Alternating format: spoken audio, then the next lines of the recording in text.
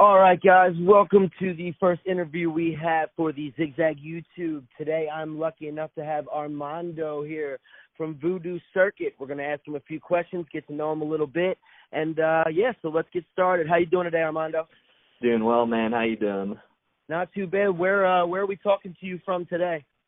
Right now I'm just at my house in my jam room. Dope. All right, cool. So we're going to get started here. The first question I have for you is, how old were you when you started working on music?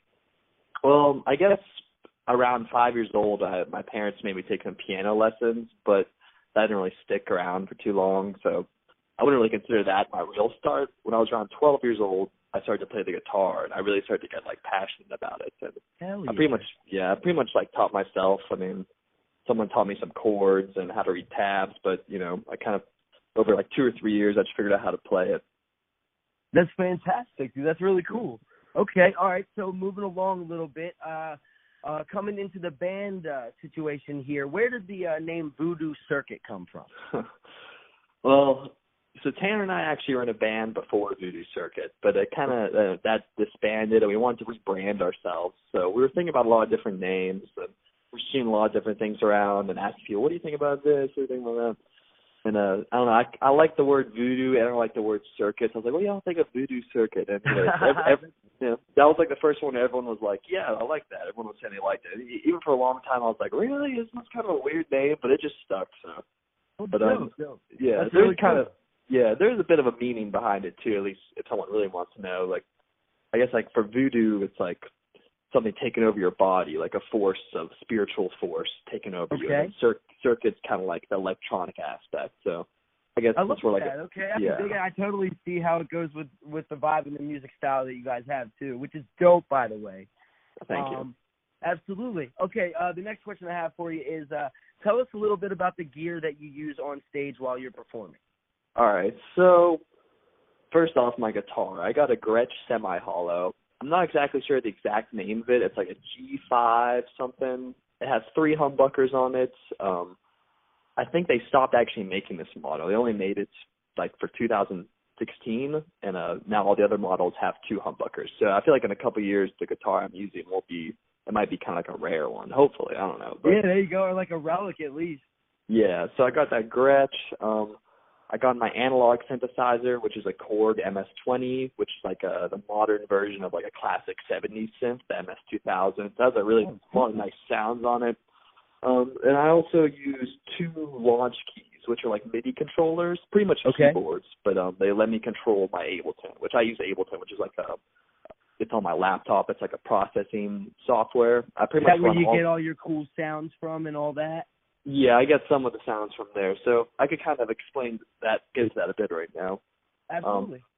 So I run all my gear through Ableton. My guitar goes into Ableton and then right back out. And then same with my synth and all the MIDI. So everything's going into there. There I can add effects and delays, so it's all synced up to our metronomes that we use. Cool. And then that's also how I loop stuff. I can loop it through Ableton and pause the loops, restart them, reverse them. I can do all sorts of stuff.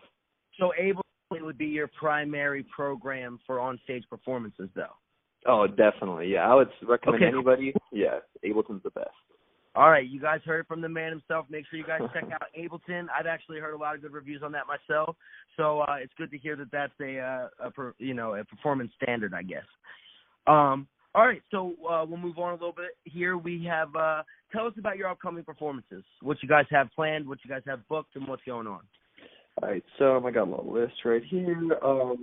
This Saturday we're playing in Fayetteville at the Grove, which maybe if anyone's ever heard of the Secret Sandwich Society, it's 2-in-1 venue restaurant. So we're playing there on this Saturday.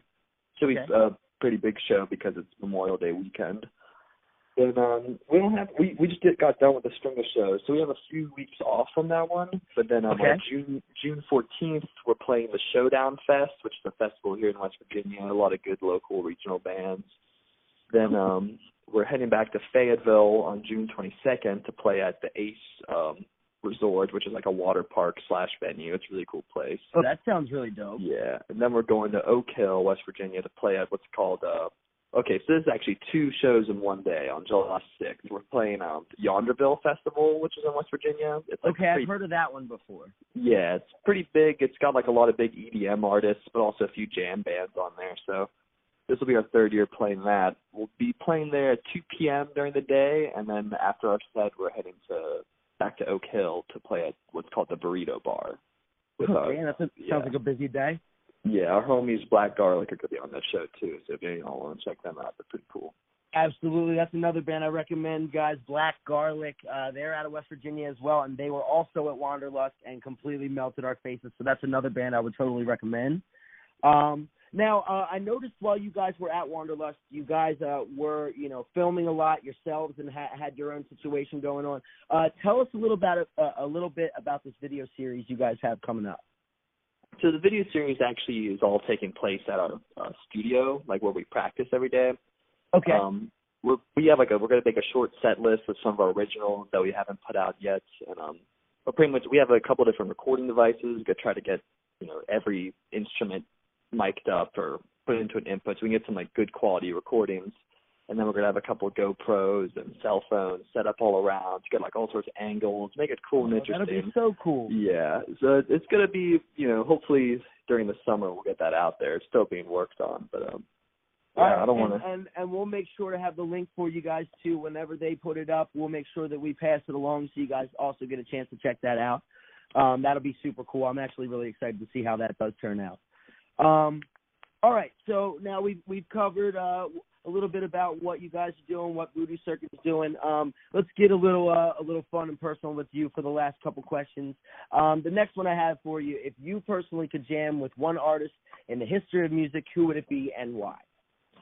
Man, that is a tough question. I could give you like my top 3 probably. All right, let's do that. Yeah. So I probably would say my number 1 would be John Frusciante, and he was most well known. He used to be the guitar player for the Red Hot Chili Peppers, but okay. I'm really more. He has a lot of solo records. That's what I'm really more into. But as a guitar player, he's like one of my biggest influences. Also, he does some synth work too that I'm really into. That's really dope. Yeah, he'd be one. Then Jimi Hendrix, also a pretty big deal to me growing up. Like he was like one of my big guitar heroes. Absolutely. And then Mike Rempel from Lotus. I feel like he just has like the most tasteful guitar riffs. He doesn't overstep his boundaries. It's like every note he plays is purpose, and he just does it so well. So he's one of my favorites right now that's doing it out there.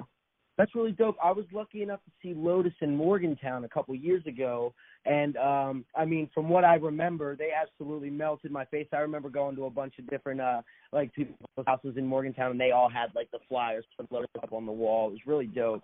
Oh yeah, where'd you see him? I believe it was at 123. Oh, really? Cool. Yeah, I've seen them here in Morgantown a couple of times, and they're one of the first bands that really made me realize, like, okay, you can combine the electronica and funk and rock, and you don't even need a singer, and people will still get down. So I was like, it's like an eye-opening experience. Absolutely. Yeah. Absolutely. All right, well, that's really dope. Okay, cool. So the next question I have for you is, so far, what is the craziest thing that's happened to you guys while on tour? Well, a couple of weeks ago, we were driving down to Beckley, West Virginia, to play this venue called Melodies.